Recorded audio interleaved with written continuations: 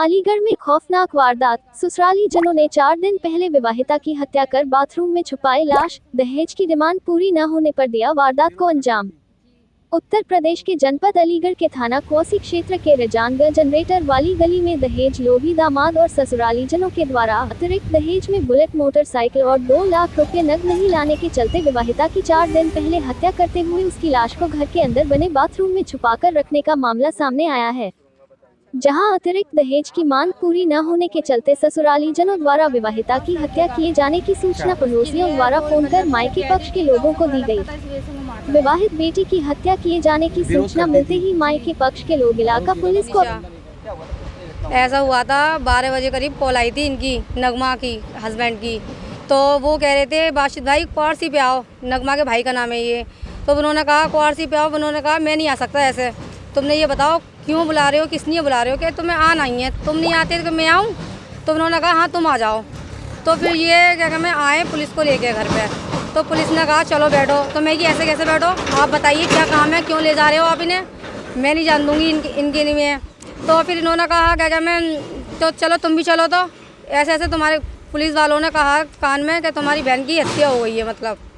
तो फिर इन्होंने जी बैठ गए। मैं जाके पता पड़ा कि इसने जुर्म कबूल कर लिया, इसने खुद मारा है, गले में अंगूठा लगा के फांसी दी है और इसने बाथरूम में बंद कर दिया है। डेथ हुई किसकी है?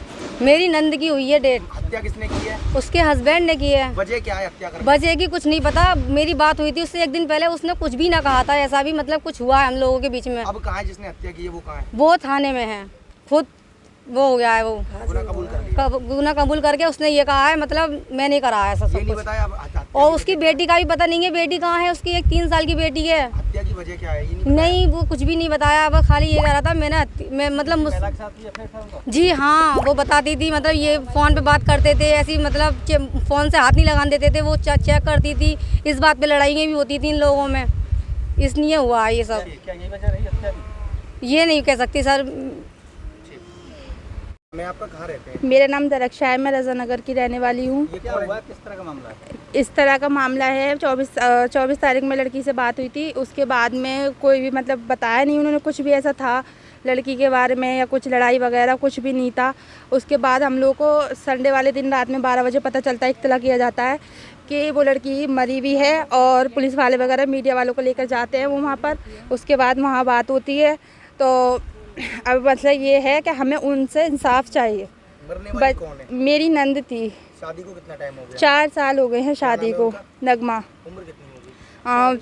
24 साल की है। विवाद किस बात को लेकर रहता था? विवाद इस बात को लेकर रहा करता था, वो उसका अफेयर चल रहा था लड़के का, और वो इसी बात पे कहती थी जब मेरी आपसे शादी हुई है तो आप मेरे साथ खुश रहें, बस इस बात के लिए लड़ाई होती थी और कुछ भी बात नहीं है। कल क्या हुआ था?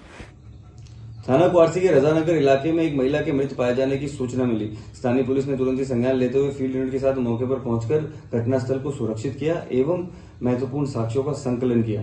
थाना क्वारसी पर प्राप्त तहरीर अनुसार सुसंगत धाराओं में अभियोग पंजीकृत कर लिया गया है। शव को पंचायतनामे की कार्रवाई के पश्चात पोस्टमार्टम के लिए भेज दिया गया है। मुख्य आरोपी जो कि महिला का पति है, जिसने कि अपना गुनाह भी कबूल किया है, उसे पूछताछ के लिए हिरासत में ले लिया गया है। अग्रिम विधिक कार्रवाई प्रचलित है एवं मौके पर शांति व्यवस्था कायम है।